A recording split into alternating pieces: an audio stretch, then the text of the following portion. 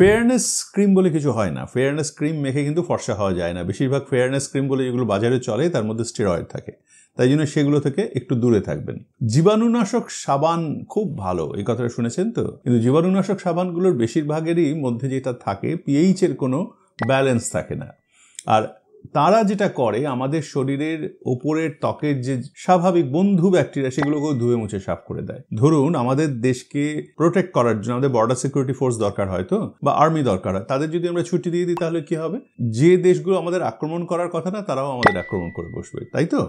ঠিক সেই একই জিনিস হয় যদি জীবাণুনাশক সাবান দিয়ে আপনি বারবার হাতটা ধোন, আপনার হাতের যে বন্ধু ব্যাকটেরিয়াগুলো সেগুলো ধুয়ে চলে যায়, সেই ট্রেঞ্চগুলো ফাঁকা থেকে যায়, সেখানে এসে কিছু শত্রু ব্যাকটেরিয়া অথবা ফাঙ্গাস এসে জমা হয়। তাই জন্য অতিরিক্ত জীবাণুনাশক সাবান দিয়ে হাত ধোয়া খুব একটা ভালো জিনিস নয়।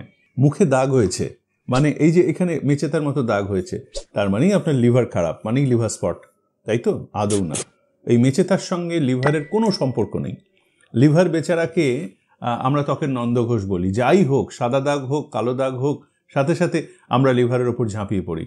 জানবেন যে এগুলোর জন্য আপনাদের ত্বক বিশেষজ্ঞের কাছে যেতে হবে, লিভার বিশেষজ্ঞের কাছে নয়। চুল উঠে যাচ্ছে, আপনার ছেলে বা মেয়ে ব্যাঙ্গালোরে পড়তে গেছে বা চেন্নাইয়ে পড়তে গেছে, নিশ্চয়ই ওখানকার জলটা খারাপ। কিন্তু ভুলে যাবেন না চেন্নাইয়ের বা ব্যাঙ্গালোরের সকলের চুল পড়ছে না। বা মেয়ের বিয়ে হয়েছে বেলেঘাটা থেকে সল্টলেকে গিয়ে চুল পড়ছে, সল্টলেকের জলটা আসলে ভীষণ আয়রন। কিন্তু ঠিক একই সময় সল্টলেক থেকে একজন যে বেলেঘাটা এলো বা বেহালায় গেল তার যদি চুল পড়ে সে কিন্তু সেখানকার জলটাকে খারাপ ভাবে। মানে গ্রাস is greener on the opposite side, তাই তো?